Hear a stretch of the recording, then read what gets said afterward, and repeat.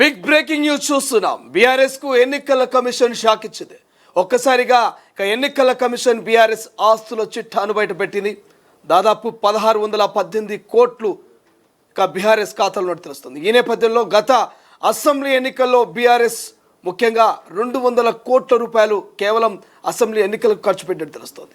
ఒక్కో బహిరంగ సభకు కేసీఆర్ 200 కోట్ల రూపాయలు ఖర్చు పెట్టినట్టు తెలుస్తోంది.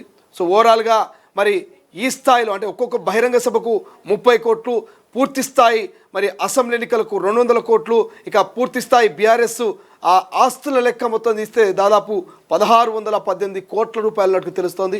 ఎన్నికల కమిషన్ అయితే కేసీఆర్కు షాక్ ఇచ్చిందని చెప్పుకోవచ్చు. అసలు ఆస్తులు ఎంతున్నాయి, గతంలో ఎంతుండే, ప్రస్తుతం ఎంతుంది, మరి బహిరంగ సభలకు ఎలా ఖర్చు పెట్టారు, ఫ్లెక్సీలకు పబ్లిసిటీ కోసము ఎంత ఖర్చు పెట్టినటువంటి పూర్తి స్థాయి లెక్కలు అయితే ఎన్నికల కమిషన్ బయటపెట్టినటువంటి పరిస్థితి. ఇదే అంశం గురించి మాట్లాడుతున్నాం. ప్రస్తుతం మా ప్రతినిధి విజయ్ అందుబాటులో ఉన్నాడు. విజయ్తో మాట్లాడే ముందు ఒక్కసారి దానికి సంబంధించినటువంటి డీటెయిల్స్ కనుక మనం చూస్తే, అసెంబ్లీ ఎన్నికలకు ముందు బీఆర్ఎస్కు వచ్చిన విరాళాలు 580 కోట్లు, బహిరంగ సభ కోసం 30 కోట్లు ఖర్చు పెట్టినట్టు తెలుస్తోంది. ప్రకటనలు, పబ్లిసిటీ కోసం 117 కోట్లు ఖర్చు చేసినట్టుగా తెలుస్తోంది. బ్యాంకు ఫిక్స్డ్ డిపాజిట్ ద్వారానే బీఆర్ఎస్కు 102 కోట్ల రూపాయల ఆదాయం వచ్చినట్టు తెలుస్తోంది. ఇక బీజేపీ బ్యాంకు బ్యాలెన్సు 7114 కోట్లు, కాంగ్రెస్ బ్యాంకు బ్యాలెన్సు కేవలం 857 కోట్లు ఉన్నట్టుగా తెలుస్తోంది. ఓవరాల్గా ఒక ప్రాంతీయ పార్టీ అయినటువంటి బీఆర్ఎస్కు సంబంధించి మాత్రం తన ఆస్తులు మొత్తం 1618 కోట్లు ఉన్నట్టుగా తెలుస్తోంది.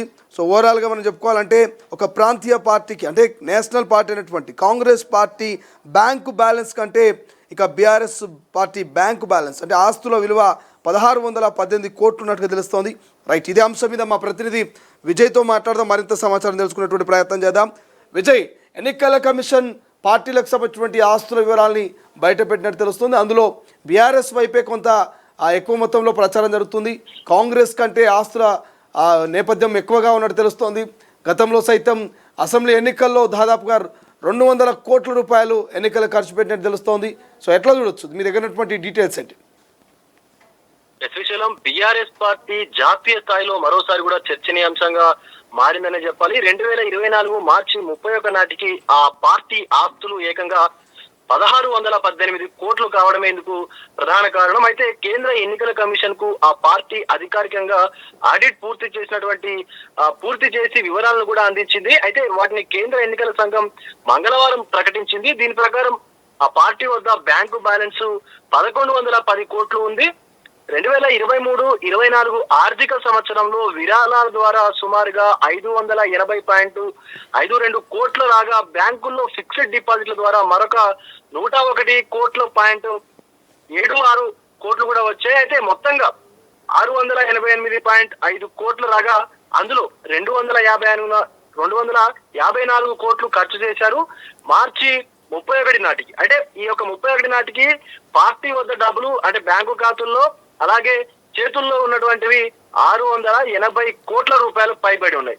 అయితే 2024 మార్చి 31 నాటికి మరొక 430 కోట్లు అదనంగా చేరాయి ఈ యొక్క బీఆర్ఎస్ పార్టీ అకౌంట్ లో. అయితే ఆ పార్టీ బ్యాంకు బ్యాలెన్స్ మొత్తంగా చూసుకున్నట్లయితే 1110 కోట్ల రూపాయలకు చేరింది. రాష్ట్రంలో 2023 నవంబర్ లో జరిగినటువంటి ఎన్నికల్లో పోటీ చేసినటువంటి బీఆర్ఎస్ దాదాపుగా 197 కోట్లు ఖర్చు చేసినట్టుగా కూడా తెలుస్తా ఉంది. ఈ యొక్క ఆడిట్ రిపోర్ట్ లో కూడా బీఆర్ఎస్ అదే పేర్కొంది. అయితే ఇది కేవలం అధికారిక లెక్కలు మాత్రమే, కానీ వాస్తవంగా ఖర్చు ఇందుకు 10 ఉన్నదనేటువంటి ఆరోపణలు కూడా బహిరంగంగా కూడా వినిపిస్తా ఉన్నాయి. అయితే ఒక్కొక్క ఎమ్మెల్యే అభ్యర్థికి సుమారుగా 40 లక్షల చెక్కులను ఎన్నికల ఖర్చు కోసం అయితే పార్టీ అందజేసింది. ఇలా సుమారుగా 47 కోట్ల రూపాయలను అభ్యర్థులకైతే అందించింది. వీటితో పాటుగా ఎన్నికల బహిరంగ సభల కోసం కూడా ఒక్కొక్క సభకు 30 కోట్ల రూపాయలకు కూడా ఖర్చు చేసింది. వివిధ పత్రికలు, టీవీలు, ఇతర రకాలైనటువంటి ప్రకటనల కోసం అంటే అడ్వర్టైజ్మెంట్స్ కోసం కూడా సుమారుగా 75 కోట్ల రూపాయలను కూడా వెచ్చించినట్టుగా కూడా చెప్తా ఉంది. అలాగే క్యాంపెయిన్, పబ్లిసిటీ వీటి కోసం కూడా మరొక 42 కోట్ల రూపాయలు కూడా ఖర్చు చేసినట్టు లెక్కల్లో ఏదో చూపించింది పార్టీ. ఇలా మొత్తంగా చూసుకున్నట్లయితే అసెంబ్లీ ఎన్నికల్లో 197.55 కోట్ల రూపాయలను ఖర్చు చేసినట్లు కూడా ఎన్నికల కమిషన్ కి అయితే అధికారికంగా తెలిపింది బీఆర్ఎస్ పార్టీ. కానీ అనధికారికంగా చూసుకున్నట్లయితే భారీగానే ఖర్చు చేసినట్లుగా కూడా ఆరోపణలు వినిపిస్తా ఉన్నాయి. రాజకీయ కోణాల్లో చూసుకున్నట్లయితే రాష్ట్రంలో ఏ పార్టీ సైతం ఖర్చు చేయనటువంటి రీతిలో బీఆర్ఎస్ ఈ యొక్క వెచ్చించిందని చెప్పేసి కూడా టాక్ వినిపిస్తా ఉంది రాజకీయ వర్గాల్లో. కాంగ్రెస్ పార్టీకి జాతీయ స్థాయిలో 2023-24 వచ్చినటువంటి ఆదాయం ఏదైతే ఉందో అది 289 కోట్లు మాత్రమే. అంటే బీఆర్ఎస్ కంటే చాలా తక్కువ అని కూడా చెప్పొచ్చు. అయితే టీఆర్ఎస్ పార్టీ అంటే బీఆర్ఎస్ గా మారిన తర్వాత ఢిల్లీ, మహారాష్ట్ర, మధ్యప్రదేశ్ లోను పార్టీ ఆఫీసులను ఏర్పాటు చేశారు. వాటి నిర్వహణకు సైతం భారీగానే ఖర్చు కూడా చేశారు. అయితే పార్టీ ఆఫీస్ నిర్మాణం కోసం ఢిల్లీలో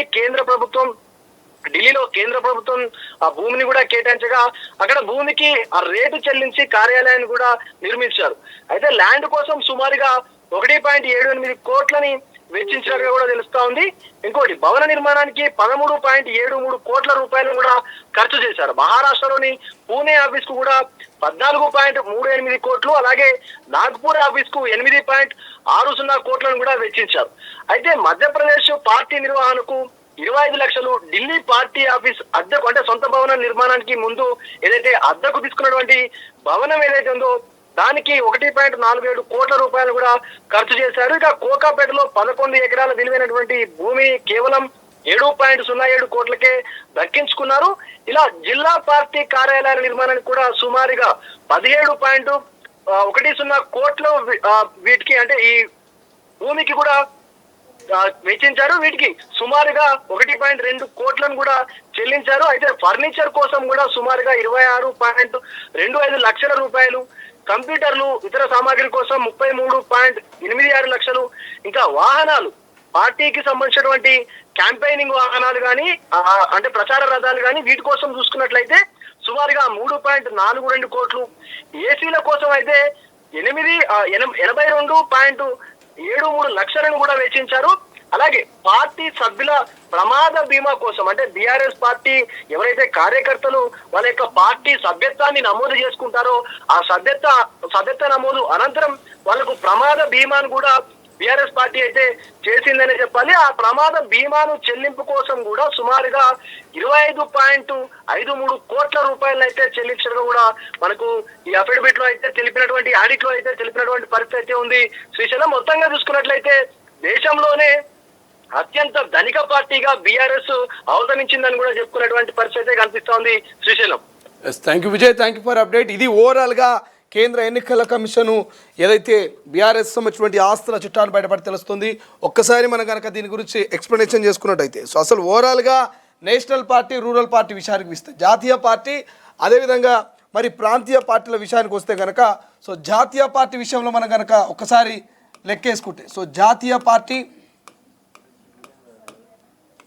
ప్రాంతీయ పార్టీ, సో ఈ రెండు పార్టీల గురించి కనుక మనం మాట్లాడుకున్నట్టయితే సో ఈ రెండు పార్టీల గురించి కనుక మనకు మాట్లాడుకున్నట్టయితే సో ప్రాంతీయ పార్టీ, జాతీయ పార్టీ ఈ రెండు పార్టీల గురించి మనకు మాట్లాడుకున్నట్టయితే సో జాతీయ పార్టీ గురించి మనం మాట్లాడుకుంటే ముందుగా జాతీయ పార్టీ, ప్రాంతీయ పార్టీ ఈ రెండు పార్టీల గురించి మనం మాట్లాడుకున్నట్టయితే సో దేశవ్యాప్తంగా మీ అందరికీ తెలుసు ప్రాంతీయ పార్టీలు, జాతీయ పార్టీలు. సో మనం ఓన్లీ తెలంగాణ గురించి మాట్లాడుకుంటే జాతీయ పార్టీ అయినటువంటి కాంగ్రెస్ కావచ్చు, కాంగ్రెస్, ఇక బీజేపీ, ఇవైతే మీ అందరికీ తెలుసు జాతీయ పార్టీలు. తెలంగాణలో కూడా ఈ పార్టీలు ఉన్నాయి, ఉనికిలో ఉన్నాయి. ఇక ప్రాంతీయ పార్టీ అయినటువంటి మనం బీఆర్ఎస్ గురించి మాట్లాడుకుంటున్నాం. కేవలం ఈ మూడు పార్టీల గురించి మనం ఒకవేళ మాట్లాడుకున్నట్టయితే సో జాతీయ పార్టీలు, ప్రాంతీయ పార్టీ అయినటువంటి తెలంగాణలో ఉన్నటువంటి మూడు పార్టీలు, ఇతర సిపిఎం, సిపిఐ ఈ పార్టీలు ఉన్నాయి. బట్ ఈ మూడు పార్టీల గురించి మనం డిస్కషన్ చేద్దాం. సో కాంగ్రెస్కి సంబంధించి ఆస్తుల విలువ చూస్తే 857 కోట్లు ఉన్నట్టు తెలుస్తోంది. 857 కోట్ల ఆస్తుల విలువ తెలుస్తోంది. బీజేపీ 7,000కు పైగా ఉంది.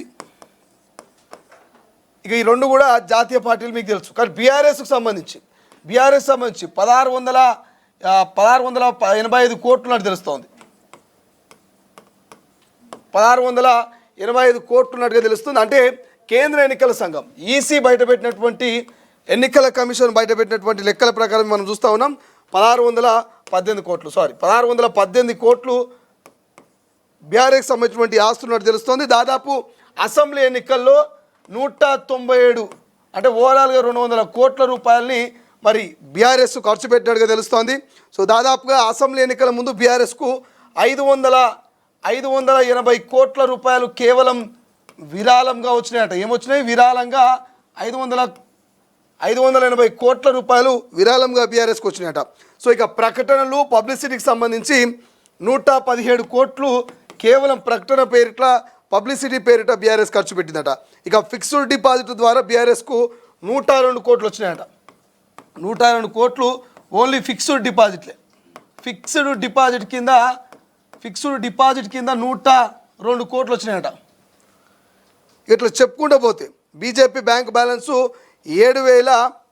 బీజేపీ బ్యాంక్ బ్యాలెన్స్ చూస్తే మనము క్లియర్ కట్గా కనుక బీజేపీ బ్యాలెన్స్ చూస్తే 7,114 7,114 కోట్లు 7,114 కోట్ల రూపాయలు బ్యాంక్ బ్యాలెన్స్ ఉంది. 857 కోట్ల రూపాయల బ్యాంక్ బ్యాలెన్స్ ఏమో కాంగ్రెస్ ఉంది. సో రెండు జాతీయ పార్టీలతో కనుక మనం కంపేర్ చేసుకుంటే కాంగ్రెస్ వచ్చేసి 857 కోట్ల రూపాయల ఆస్తులు ఉంటే ఇక్కడ 7,114 కోట్ల రూపాయలు బీజేపీ బ్యాంక్ బ్యాలెన్స్ ఉంటే ఇక బీఆర్ఎస్ విషయానికి వస్తే 1,618 కోట్ల రూపాయల బ్యాంక్ బ్యాలెన్స్ ఉంది. సో ఒక ప్రాంతీయ పార్టీకి జాతీయ పార్టీ లెవెల్లో కాంగ్రెస్ పార్టీ ఒక జాతీయ పార్టీ 60 ఏళ్ళు దేశాన్ని పరిపాలించింది. అటువంటి జాతీయ పార్టీ కంటే ఆస్తుల విలువ మరి ఇక్కడ 1,600 కోట్లు ఉంది. కేవలం 200 కోట్లే అసెంబ్లీ ఎన్నికల్లో ఖర్చు పెడుతున్నారు. కేవలం ఇది ఎన్నికల కమిషన్ ఇచ్చినటువంటి అఫీషియల్ డేటా మాత్రమే. అన్అఫీషియల్గా ఎంత ఖర్చు అయి ఉండొచ్చు? ఒక్కొక్క అభ్యర్థికి 40 లక్షలు ఇంటూ 119 నియోజకవర్గాలు లెక్కేసుకుంటే దాదాపు 47 కోట్ల రూపాయలు అవుతున్నాయి. 47 కోట్లు. ఇవి అఫీషియల్ మాత్రమే. అన్అఫీషియల్గా మరి ఒక్కొక్క నియోజకవర్గంలో ఖర్చు పెట్టి అభ్యర్థులను గెలిపించుకోవాలంటే ఎంత ఖర్చు అయి ఉండొచ్చు? సో ఓవరాల్గా బీఆర్ఎస్కి సంబంధించి మరి ఆస్తుల చిట్టాను ఎన్నికల కమిషన్ అయితే బయటపెట్టింది. సో ఈ ఆస్తుల చిట్టాను చూస్తూ ఉంటే ఒక్కొక్కరు షాక్ అవుతూ ఉన్నారు. ఒక్కొక్క బహిరంగ సభకు 30 కోట్లు ఖర్చు పెట్టిందట బీఆర్ఎస్. 30 కోట్లు ఒక్కొక్క బహిరంగ సభకు ఖర్చు పెట్టిందట. ఇక వాహనాలు తిప్పనీకే, ఫ్లెక్సీలకు, ప్రచారానికి, ఆ మీడియాల, ఈ మీడియాల, ఇంటర్నేషనల్ మీడియాల ఇట్లా చెప్పుకుంటూ పోతే 117 కోట్ల దాకా కేవలం 72 కోట్ల 117 కోట్లు అనుకో 117 కోట్ల దాకా పబ్లిసిటీ ప్రమోషన్స్కే అయినాయట. సో బీఆర్ఎస్ ఆస్తులు మరి కేవలం 10 ఏళ్లలో ఎంత కూడా పెట్టుకున్నదో చూడండి. బీఆర్ఎస్ పార్టీ ఏర్పడి దాదాపుగా 25 ఏళ్ళే అవుతుంది. సో 25 ఏళ్ళలో బీఆర్ఎస్ పార్టీ ఎంత ఆస్తులను కూడా పెట్టుకుంది, ఎంత బ్యాంక్ బ్యాలెన్స్ను పెట్టుకుంది, ఎన్ని ఫిక్స్డ్ డిపాజిట్ ఉన్నాయి, కథా కార్ఖాన అనేది ఒకసారి ఆలోచింపజేయాలి. సో దేశంలోనే నాకు తెలిసి ఇంత పెద్ద ఎత్తున ఆస్తులు కూడా కట్టుకున్నటువంటి ప్రాంతీయ పార్టీగా పేరు పొందేటువంటి అవకాశం అయితే కనిపిస్తుంది. ఇది ఓవరాల్గా ఎన్నికల కమిషన్ బయటపెట్టినటువంటి డేటా. సో మరి భారీగానే ఎన్నికల కమిషన్ షాక్ ఇచ్చిందని చెప్పుకోవచ్చు.